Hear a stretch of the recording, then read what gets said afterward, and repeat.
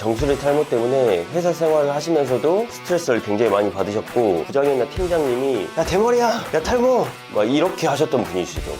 회사 내에서 탈모라는 별명을 가지고 계셨던 50대 여성분이신데, 가르마 라인이 탈모가 많이 진행이 되셔서 모발이식을 받으려고 병원을 가셨다가 이거는 모발이식 조금 어렵다, 차라리 두피 문신을 받으시는 게 조금 더 낫다.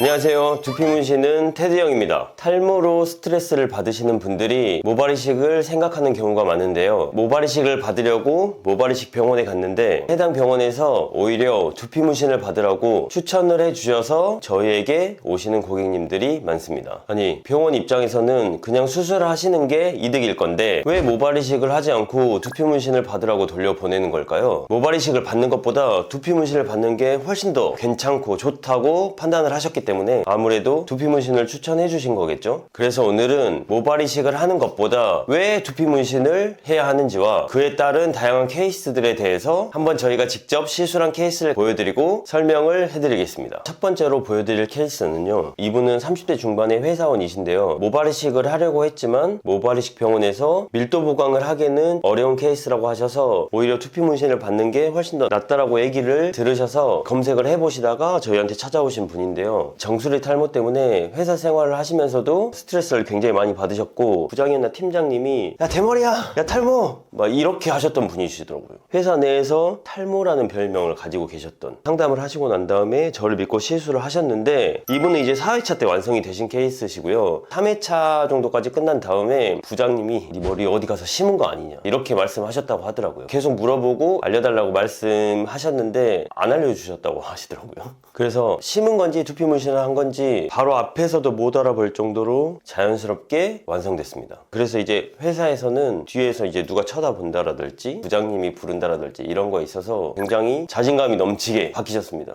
이제 또 두 번째 케이스인데요, 50대 여성분이신데 나이가 들면서 가르마 라인이 탈모가 많이 진행이 되셔서 지하철 타고 다니거나 사람들 만날 때 너무 신경이 쓰이신다고 하시더라고요. 그리고 이 가르마 라인이 계속 점점 더 넓어지는 것 같다고 하셔서 모발이식을 받으려고 병원을 가셨다가 상담을 받으셨는데 이거는 모발이식 조금 어렵다, 차라리 두피 문신을 받으시는 게 조금 더 낫다 라고 말씀을 하셔서 두피 문신 업체를 이렇게 찾아보시다가 저희한테 상담을 받으러 오셨고, 4회차 정도에 마무리하셔서 굉장히 만족해 하셨고 너무너무 기분 좋아 하셨던 케이스입니다. 예전에는 이렇게 흰 부분들이 많이 보였는데 오른쪽 사진 보시면 흰 부분들이 많이 안 보이니까 사람들 만날 때 훨씬 더 자신감이 생기시고 대중교통을 이용하실 때도 하나도 부끄럽지 않다고 말씀하시더라고요. 딸까지도 연락 오셔서 고맙다고 말씀을 해주셨던 분입니다. 세 번째 케이스 같은 경우는 유명 인플루언서로 방송에도 많이 나오셨던 분인데요, 이분은 성치현 님이시죠. 2억 9천 피지컬백 다양한 방송에서 활동하고 계시고요, 원래 그 전에는 피트니스 모델로서 WBFF 북미 세계 챔피언이시죠. 굉장히 몸도 좋고 운동도 굉장히 좋아하시고, 그러니까 일상에 있어서 계속 꾸준하게 운동을 하시고 완벽하신 분이시죠. 사실 이제 한 가지 아쉬웠던 부분이 머리에 관련된 부분인데, 가르마나 정수리 탈모가 많이 진행이 되신 분이시고 결혼도 앞두셨는데 탈모 때문에 굉장히 스트레스를 많이 받으셨던 분이셨습니다. 그래서 모발이식을 하려고 갔더니 밀도 때문에 조금 어려운 케이스셔서 두피 문신을 찾아보셔서 저희한테 오시게 되었습니다. 사진을 보시면 4회차 정도 시술을 받으셨는데 예전처럼 가르마 탈모나 정수리 탈모가 많이 보이지 않는 경우죠. 이분은 그래서 결혼하실 때나 방송 같은 거 하실 때도 예전처럼 스트레스 받지 않고 헤어 스타일링이나 이런 것들을 잘 연출하신다고 합니다. 그리고 이분 같은 경우는 전두부, 정수리까지 받으셨지만 헤어라인 교정도 받으셔서 머리를 올렸을 때도 머리가 깔끔하게 떨어지는 그런 스타일링도 하시고, 덧머리라고 머리를 내리는 다양한 스타일링을 연출하고 방송 촬영 이런 것들을 하신다고 합니다. 남들한테 많이 비춰지는 일을 하다 보니 그런 부분들이 본인의 커리어에도 충분히 연결될 수 있는 부분이라 굉장히 이런 부분에 대해서 걱정이 많으셨지만 결국은 완벽하게 해결하시고 행복하고 즐거운 또 새로운 삶을 살고 계십니다.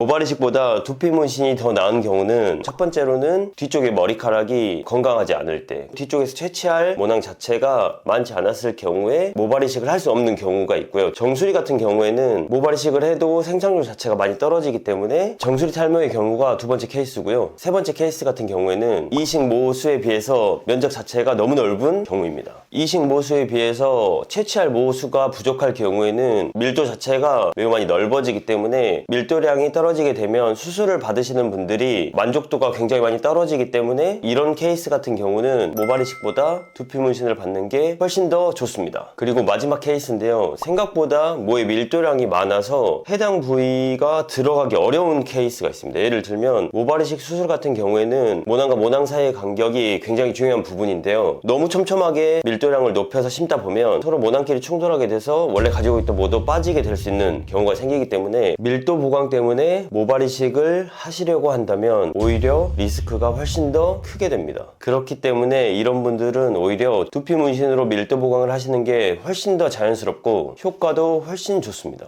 자, 이렇게 모발이식을 하려고 갔다가 두피 문신을 시술한 케이스에 대해서 설명을 좀 드렸는데요. 두피 문신은 제가 예전 영상에서도 말씀을 드렸듯이 한 번 시술을 잘못 받으면 복구하기가 어려운 시술이니만큼 처음 시술이 마지막이라고 생각하고 받으셔야 됩니다. 그만큼 시술자의 노하우와 섬세한 스킬이 중요하기 때문에 무조건 싼 곳이 정답은 아닙니다. 그런 점에서 제가 가장 자신 있게 말씀드릴 수 있는 부분은 두피 문신을 가장 오래 한 사람 중에 한 사람으로서 8년 동안 부작용이나 불만족 사례가 단 한 건도 없었는데 이 커리어는 제가 대한민국에서 유일할 겁니다. 그러니 정수리 탈모나 헤어라인 그리고 밑머리 탈모 때문에 고민이 많으시다면 저희에게 편안하게 문의 주시기 바랍니다. 다음 영상에서도 도움되는 정보들 많이 알려드릴 테니 구독과 좋아요 해주시고 영상 놓치지 마시길 바랍니다. 지금까지 두피 문신은 테드 형이었습니다. 안녕.